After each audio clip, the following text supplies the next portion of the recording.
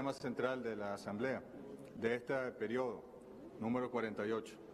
Indiscutiblemente lo es, lo dijimos ayer al comienzo. Se convocó esta reunión sin un tema central, específicamente para aprobar una resolución sobre Venezuela. Surge un poco la preocupación, ya que incluso ayer en la noche algunos delegados se reunieron con el vicepresidente Mike Pence y él dio allí órdenes e instrucciones y les pidió otra votación. No pueden, y lo lamento, si me pongo en el lugar de ustedes, llamarlo hoy y decirle mission accomplished, no, misión cumplida. No pueden. Tienen los mismos 19 votos que tuvieron en febrero de este año. No los mismos, pero tienen 19 votos. Fíjense, por favor, esta resolución, podemos llamarla resolución Pence, es un fraude en forma y fondo. En fondo voy a entrar yo a explicarlo, pero en forma ya lo explicó el compañero de Dominica, que tuvo que retirarse, el embajador, como en la Comisión General se imposibilitó aplicar los reglamentos respectivos, no pudieron escuchar las grabaciones para ratificar cuál era el procedimiento, con una gran premura.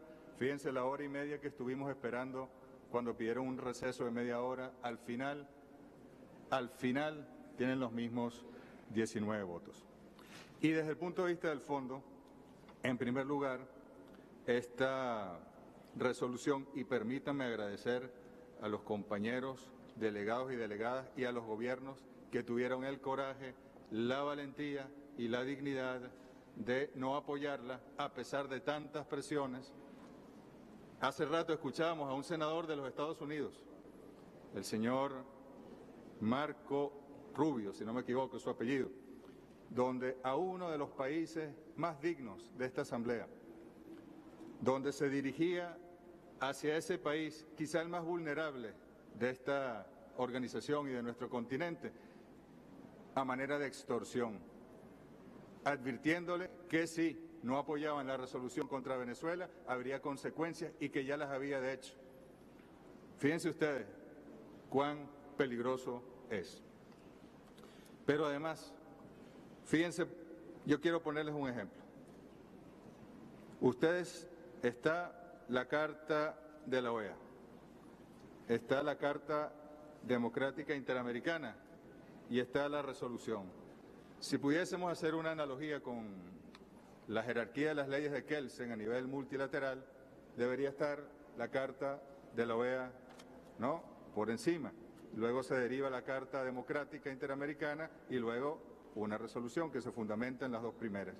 No, ustedes han puesto la resolución por encima de los instrumentos constitutivos y la Carta Democrática Interamericana.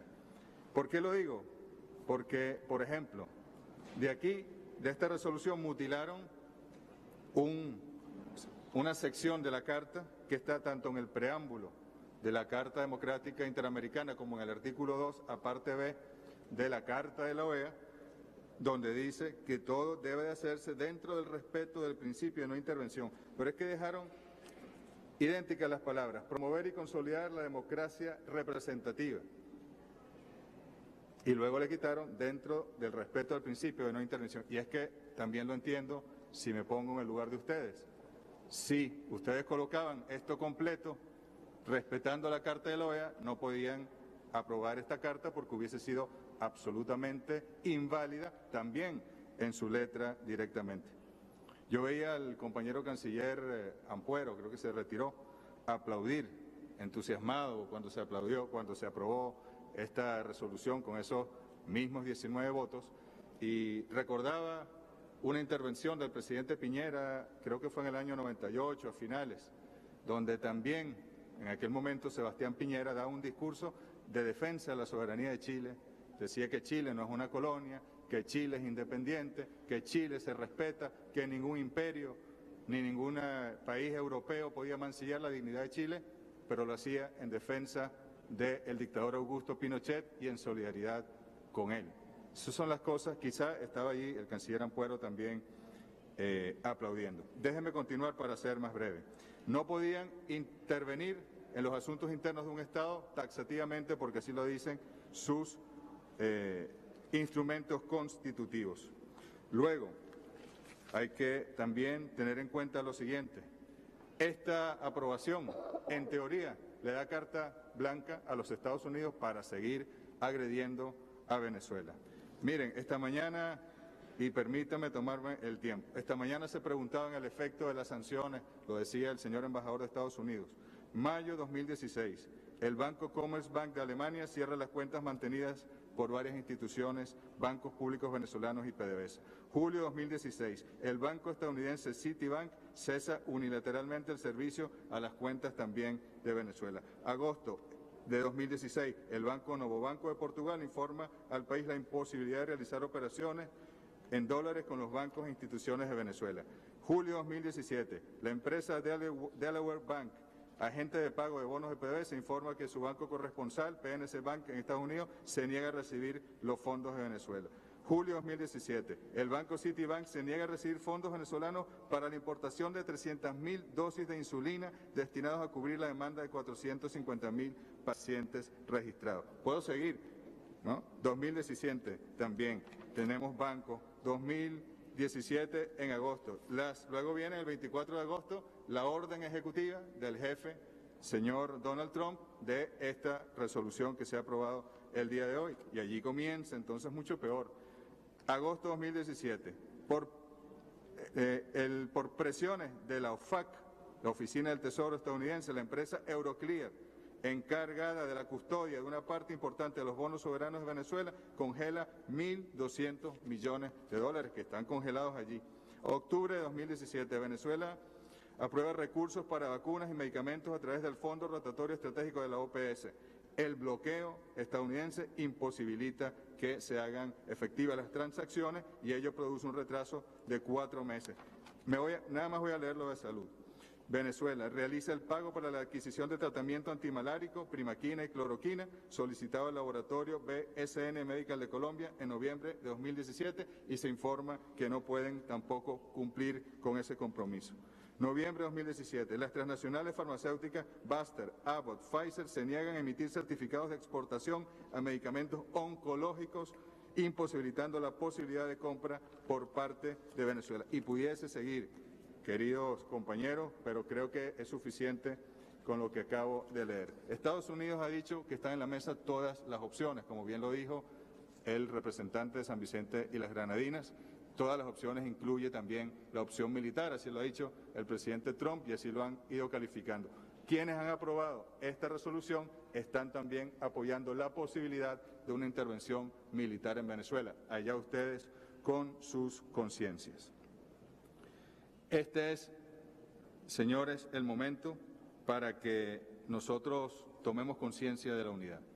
Anoche fue público, notorio, comunicacional, cómo el señor vicepresidente Mike Pence de este país extorsionaba a los países. En un momento parecía que estaba haciendo lobby, ¿no? Esa especie de corrupción legalizada que hay en Estados Unidos, donde todo se paga, las decisiones, las leyes, las citas con los ministros, etcétera. Pero luego, después de ofrecer cooperación, entonces extorsionaba a los países. Es muy lamentable que ocurran estas cosas. También es importante decir que hay estados que están sentados aquí que han reconocido las elecciones venezolanas. Como yo les dije ayer, el único que debe reconocerlos es el pueblo venezolano. Pero y ahora esos estados que tienen que desconocer las elecciones porque ustedes aprobaron una resolución. Eso no es un atentado contra la soberanía de esos estados. El derecho internacional contempla que las únicas medidas coercitivas válidas son las establecidas por el Consejo de Seguridad. Su resolución, señores, es simplemente la suma de sus medidas coercitivas unilaterales y, en consecuencia, ilegales.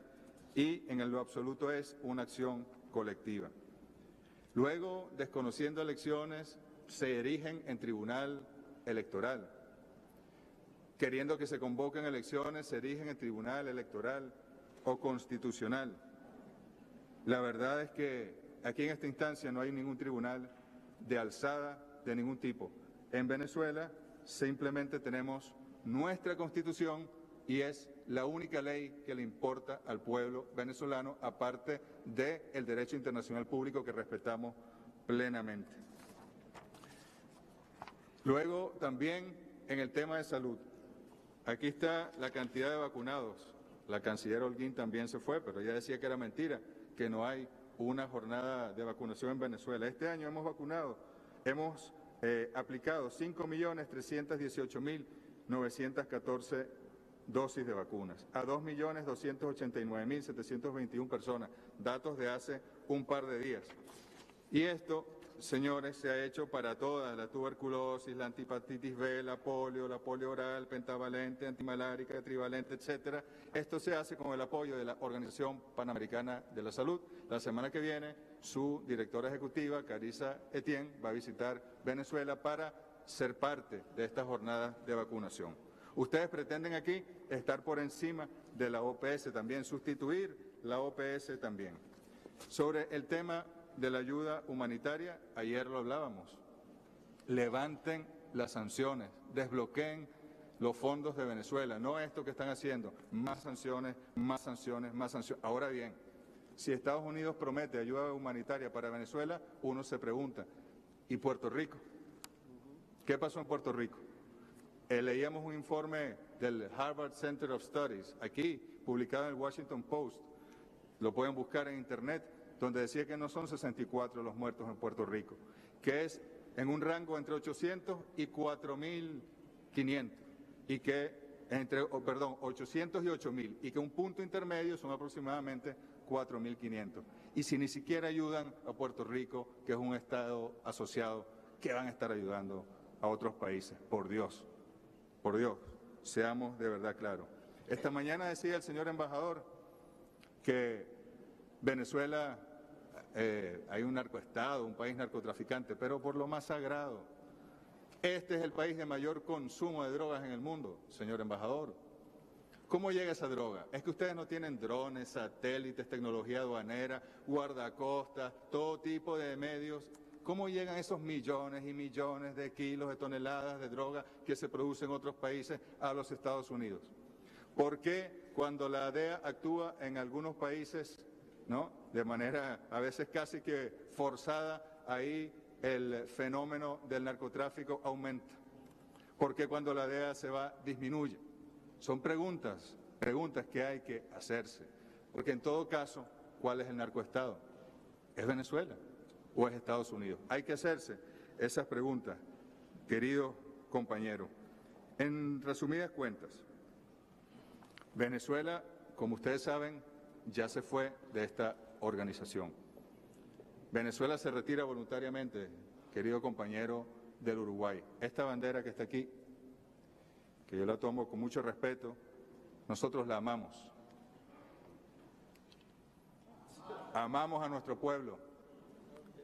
Y se retira Venezuela de esta organización precisamente porque esta organización en lo absoluto ayuda a los pueblos de nuestra América. Y más bien, como se ha demostrado el día de hoy, lo que hace es generar condiciones para el intervencionismo, para la injerencia, para violar el derecho internacional público e incluso pone dentro de las opciones la militar contra los pueblos de nuestra amada Abya Yala, de nuestra amada América. De manera que en nombre del presidente constitucional de la República Bolivariana de Venezuela y en nombre del pueblo venezolano, Venezuela rechaza, pero no rotundamente, sino absolutamente, las decisiones que se han tomado el día de hoy por parte de esos 19 países y les garantizamos que nosotros vamos con nuestro pueblo a enfrentar nuestras dificultades y entre los venezolanos vamos a resolver nuestros problemas sin que su injerencismo y su intervencionismo tenga o haga mella en nuestro país. Venezuela es libre y soberana. Que viva la patria grande latinoamericana y que viva la patria venezolana. Muchas gracias. Buenas tardes. Muchas gracias, canciller. El secretario general tiene la palabra. Sí, por primero. Solamente para una aclaración, señor presidente. Respecto al retiro de Venezuela de la Organización de Estados Americanos, el mismo está absolutamente pendiente. por una sencilla razón. Nosotros, luego de presentada la nota por parte de la misión de Venezuela ante la OEA, también recibimos dos comunicaciones. Una de la Asamblea Nacional, poder legítimo y democrático de Venezuela, que señalaba que ese procedimiento era inconstitucional porque afectaba la protección de los derechos humanos en Venezuela y que por lo tanto no se podía aceptar esa denuncia de la Carta de la OEA. En segundo lugar, la decisión del Tribunal Supremo de Justicia, que señalaba que ese procedimiento también era inconstitucional. Por lo tanto, este mecanismo sigue pendiente y Venezuela no se retira de la OEA en función de esas consideraciones jurídicas que hemos señalado. Muchas gracias, señor secretario general. Embajador de Estados Unidos tiene la palabra. Gracias, señor presidente. Estoy muy enfadado de que no van a estar presentes ellos para escuchar la respuesta. Quiero comenzar agradeciendo a nuestros amigos. Esto fue una decisión muy difícil, pero creo que habla muchísimo de lo que la delegación, la OEA ha sido, dónde está y hacia dónde se dirige. No nos da ningún gusto estar aquí agonizando y hablando, y sobre todo de un país del hemisferio, pero creo que tenemos que comenzar reconociendo la razón por la que tuvimos que hacer eso. Si vemos solamente la